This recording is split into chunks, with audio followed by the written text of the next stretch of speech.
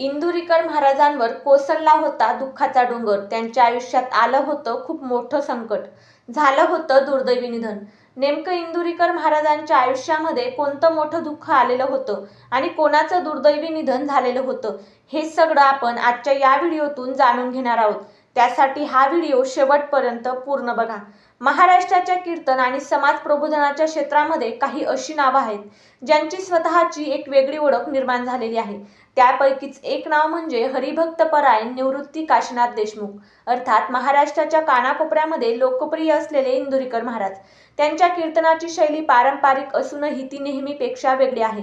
अध्यात्म, संत विचार आणि समाज प्रबोधन याचबरोबर ते आपल्या खास विनोदी आणि मिश्किल शैलीतून रोजच्या आयुष्यातील विषय लोकांसमोर मांडतात.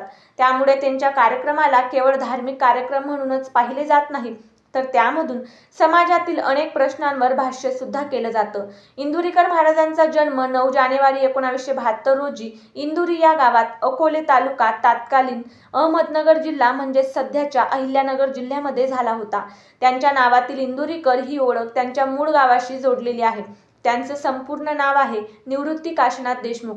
लहानपणापासूनच त्यांचा संबंध वारकरी परंपरा आणि कीर्तनाच्या वातावरणाशी जोडला गेला. पुढे शिक्षण घेत असताना त्यांनी केवळ धार्मिक क्षेत्रातच नव्हे तर शिक्षणाच्या क्षेत्रातही स्वतःची वाट निर्माण केली. इंदुरीकर महाराजांनी MSc BEdचं शिक्षण घेतलेलं आहे. त्यांचं शिक्षण संगमनेर येथील Gokhale education societies college of education येथे झालेलं होतं. शिक्षण पूर्ण केल्यानंतर त्यांनी शिक्षक म्हणून देखील काही काळ काम केलेलं होतं. म्हणजेच त्यांचा प्रवास थेट प्रसिद्ध कीर्तनकार म्हणून सुरू झालेला नव्हता. शिक्षण आणि अध्यापनाचा अनुभवही त्यांच्या आयुष्याचा एक सगळ्यात मोठा भाग राहिलेला आहे आणि याच ठिकाणी त्यांच्या आयुष्याचा एक अतिशय महत्त्वाचा टप्पा सुरू झाला होता. वयाच्या सुमारे 22व्या वर्षीच त्यांनी कीर्तन करण्यास सुरुवात केली होती. पुढे हळूहळू त्यांच्या बोलण्यातील सहजपणा, विनोदातून मुद्दा मांडण्याची पद्धत आणि समाजातील चुकीच्या गोष्टींवर थेट भाष्य करण्याची शैली लोकांच्या लक्षात येऊ लागली. कीर्तन करताना केवळ धार्मिक कथा सांगण्यापेक्षा लोकांच्या दैनंदिन जीवनाशी संबंधित प्रश्न मांडण्याची त्यांची वेगळी पद्धत लोकप्रिय झाली. व्यसनाधीनता, कुटुंबातील समस्या, शिक्षण, संस्कार, तरुणाई, लग्न आणि समाजातील बदलती सामाजिक परिस्थिती अशा विषयांवर ते आपल्या शैलीतून थेट भाष्य करू लागले. त्यांच्या याच शैलीमुळे ते महाराष्ट्राच्या ग्रामीण भागापासून ते शहरांपर्यंत पोहोचले. पण एखाद्या व्यक्तीची लोकप्रियता पाहताना केवळ त्याच्या आजच्या प्रसिद्धीकडे पाहून चालत नाही, त्यामागे त्यांचा कित्येक वर्षांचा प्रवास असतो. इंदुरीकर महाराजांच्या बाबतीतही ही गोष्ट महत्त्वाची आहे. 2026 मध्ये त्यांच्या मुलगी ज्ञानेश्वरीचा विवाहाच्या वेळी स्वतः महाराजांनी आपल्या वयाच्या 32 वर्षाच्या कष्टांचा उल्लेख केला होता. त्यामुळे त्यांच्या सार्वजनिक आयुष्याचा प्रवास 3 दशकांहून अधिक काळाचा असल्याचं त्यांच्या स्वतःच्या वक्तव्यावरूनही दिसते. त्यांच्या कुटुंबाबद्दल बोलायचं झालं तर त्यांच्या पत्नीचं नाव आहे शालिनीताई देशमुख. त्या देखील कीर्तनाच्या क्षेत्राशीच जोडलेल्या आहेत. त्यांना 2 मुलं आहेत, मुलगी ज्ञानेश्वरी आणि मुलगा कृष्णा. मुलगी ज्ञानेश्वरी हिचा विवाह 3 मे 2026 रोजी साहिल चिलक यांच्यासोबत संगमनेर येथे झाला होता. हा विवाह मोठ्या प्रमाणावर चर्चेत आला होता. विवाहाच्या वेळी इंदुरीकर महाराज भावूक झाले होते. मुलगा कृष्णा मात्र वारकरी शिक्षण घेत असल्याची माहिती समोर आली आहे. तो भगवान गडावरील विद्यापीठात वारकरी शिक्षण घेत असून भजनाशीही जोडलेला असल्याचं वृत्त प्रसिद्ध झालेलं आहे. म्हणजेच एका बाजूला स्वतः 3 दशकांहून अधिक काळ कीर्तन आणि समाज प्रबोधनाचा प्रवास करणारे इंदुरीकर महाराज, तर दुसऱ्या बाजूला त्यांच्या कुटुंबातील पुढची पिढी ही वारकरी परंपरेशी जोडलेली दिसते. पण इंदुरीकर महाराजांच्या जीवनकथेचा आणखी एक महत्त्वाचा भाग आहे त्यांच्या वैयक्तिक आयुष्यातील अनेक चढ-उतार आणि संघर्ष. इंदुरीकर महाराजांच्या आयुष्याकडे जर आपण पाहिलं तर त्यांच्या व्यक्तिमत्वामागे केवळ त्यांची स्वतःची मेहनतच नाही, तर घरातून मिळालेल्या संस्कारांचा देखील मोठा वाटा दिसून येतो. उपलब्ध माहितीनुसार त्यांचे वडील काशीनाथ देशमुख हे शेतकरी होते. म्हणजेच लहानपणापासूनच त्यांच्या घरामध्ये शेतीसोबतच अध्यात्म आणि वारकरी परंपरेचं वातावरण होतं. त्यामुळे पुढे निवृत्ती महाराजांनी कीर्तनाच्या क्षेत्रात प्रवेश केला तेव्हा ते पूर्णपणे अनोळखी क्षेत्रात पाऊल ठेवत नव्हते. घरातूनच त्यांना या परंपरेचा परिचय मिळालेला होता. पण घरात कीर्तनाची परंपरा असली तरी सुद्धा स्वतःची ओळख निर्माण करणं ही वेगळी गोष्ट होती.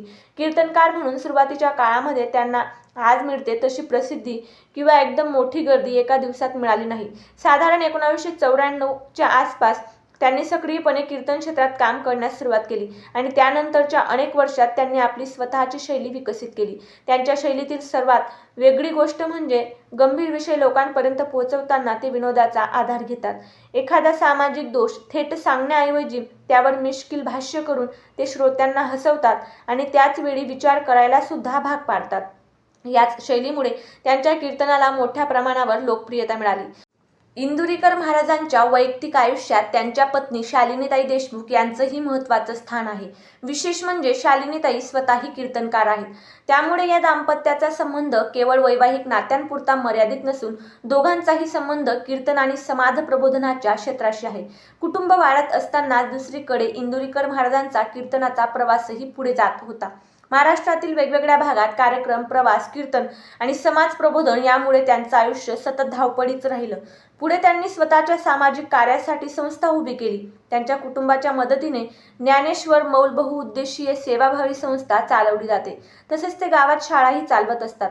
म्हणजेच त्यांचा प्रवास फक्त व्यासपीठावर कीर्तन करण्यापुरता राहिला नाही. शिक्षण, समाज प्रबोधन आणि सामाजिक काम या वेगवेगळ्या क्षेत्रांशी त्यांचा संबंध जोडला गेला. प्रसिद्धी वाढली तसे वादही आले. इंदुरीकर महाराज जितके लोकप्रिय झाले तितके त्यांच्या वक्तव्यांची चर्चाही होऊ लागली. त्यांच्या काही वक्तव्यांवर टीका झाली आणि काही प्रकरणांमध्ये कायदेशीर वादही निर्माण झाले. त्यांच्या शैलीचे समर्थक म्हणतात की ते विनोद आणि बोलीभाषेचा वापर करून समाजातील चुकीच्या प्रवृत्तींवर बोट ठेवतात, तर टीकाकारांच्या मते काही वेळा त्यांच्या वक्तव्यांची भाषा किंवा उदाहरणे आक्षेपार्ह ठरतात.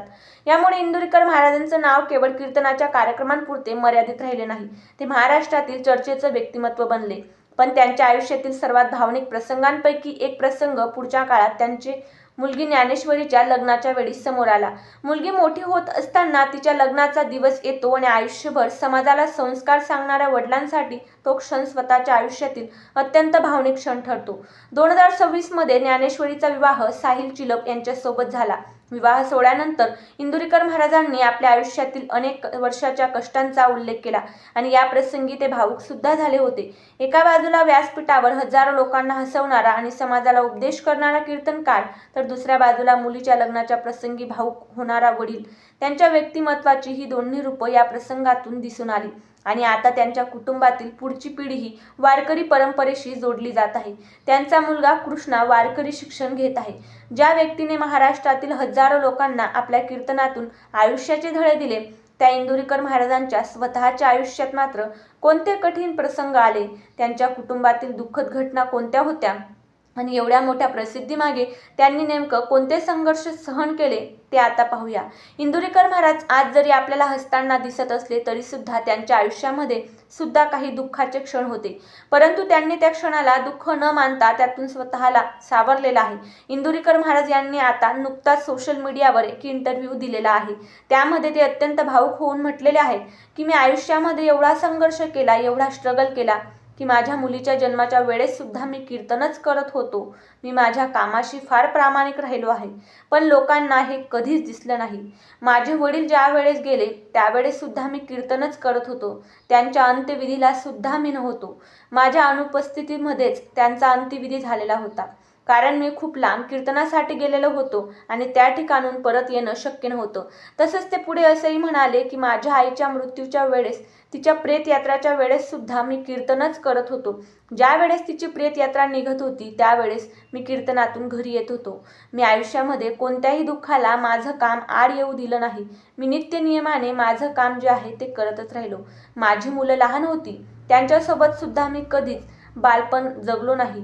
लहानपणी आमच्या मुलांना आम्ही शेजाऱ्यांकडे ठेवून दोन्ही जण कीर्तनाला जायचो. माझ्या पत्नीने सुद्धा कीर्तनच केलं, फार कष्ट केले आणि मी सुद्धा कीर्तन करायचो. माझ्या मुलांच्या शाळेमध्ये सुद्धा मी कधीच त्यांना आणायला, सोडवायला आम्ही दोघेही गेलो नाही. आमच्या मुलांना सगळ्याच सवयी आपोआपच लागल्या.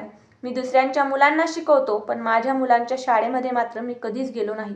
माझ्या आयुष्यातली सगळ्यात दुःखद गोष्ट हीच आहे की आई वडील यांची शेवटची भेट सुद्धा माझ्या नशिबी घडली नव्हती.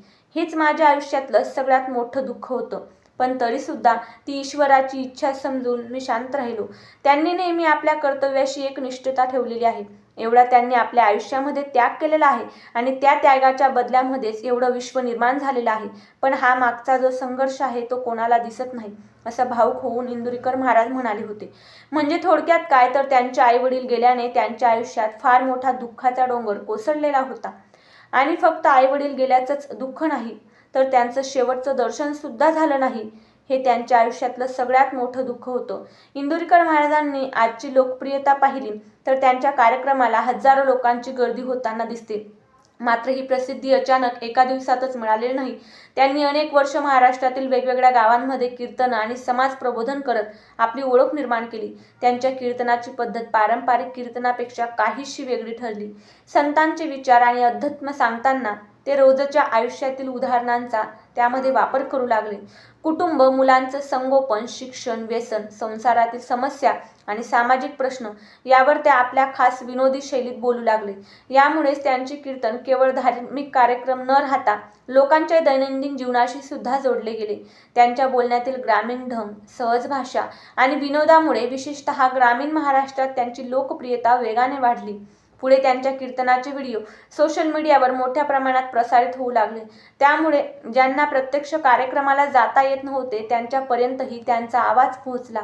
त्यांच्या लोकप्रियतेचा आणखी एक पैलू म्हणजे त्यांनी व्यासपीठावरून अनेक सामाजिक विषय थेट मांडले. काही वेळा ते तरुणांना व्यसनांपासून दूर राहण्याचा सल्ला देतात, तर कधी पालकांनी मुलांकडे लक्ष देण्याबद्दल बोलतात. संसारातील जबाबदाऱ्या आणि कुटुंबातील नातेसंबंध यावर देखील ते थेट भाष्य करतात. मात्र हीच थेट आणि विनोदी शैली पुढे त्यांच्या अडचणीचं कारण देखील ठरली. इंदुरीकर महाराजांच्या काही वक्तव्यांवरून मोठा वाद निर्माण झाला. विशेषतः गर्भधारणेशी संबंधित वक्तव्यामुळे 2020च्या आसपास त्यांच्यावर मोठ्या प्रमाणावर टीका झाली होती आणि कायदेशीर कारवाईची देखील मागणीही झाली होती. या प्रकरणाची माध्यमांमध्ये मोठी चर्चा झाली. या वादामुळे त्यांच्या कीर्तनाची शैली, त्यांची वक्तव्ये आणि त्यातून समाजावर होणारा परिणाम याबाबत मोठी चर्चा सुरू झाली होती. समर्थकांनी त्यांची बाजू घेतली तर टीकाकारांनी त्यांच्या वक्तव्यावर आक्षेप घेतला. मात्र या वादानंतरही त्यांच्या कार्यक्रमांना मिळणारी लोकप्रियता कमी झाल्याचं चित्र कधीच दिसलं नाही. उलट त्यांचे नाव महाराष्ट्राच्या बाहेर देखील मोठ्या प्रमाणावर चर्चेत आलं. त्यांच्या आयुष्यातील हा प्रवास एका दिवसात तयार झालेला नाही. जवळपास 3 दशकांहून अधिक काळ ते कीर्तनाच्या माध्यमातून लोकांपर्यंत पोहोचत आहेत. स्वतः इंदुरीकर महाराजांनी देखील मुलीच्या विवाहाच्या प्रसंगी आपल्या दीर्घ कष्टांचा उल्लेख केलेला होता. आपल्या सर्वसामान्यांसारखंच इंदुरीकर महाराजांच्या आयुष्यात देखील खूप मोठी संकट आली, काही दुःखाचे प्रसंग देखील आले, पण तरीसुद्धा ते कधीच जाहीरपणे त्याविषयी जास्त बोलले नाही. पण नुकत्याच एका इंटरव्ह्यूमध्ये मात्र त्यांनी स्वतःचं मन मोकळं केलेलं आहे, काही गोष्टी सांगितल्या. त्यांचा तो इंटरव्ह्यू पाहून बऱ्याच लोकांनी इंदुरीकर महाराजांना चांगल्या कमेंट्ससुद्धा केलेल्या आहेत. गेल्या काही महिन्यांपूर्वी सगळेच लोक महाराजांवर जोरदार टीका करत होते आणि आता तीच लोक महाराजांच्या व्हिडिओखाली पॉझिटिव्ह कमेंट करत आहेत. तुम्हाला इंदुरीकर महाराजांची कीर्तनं आवडतात का? तसंच इंदुरीकर महाराजांचं व्यक्तिमत्व तुम्हाला कसं वाटलं? आम्हाला कमेंट करून नक्की सांगा. लवकरच भेटूया अजून एका नवीन व्हिडिओसह. तोपर्यंत धन्यवाद.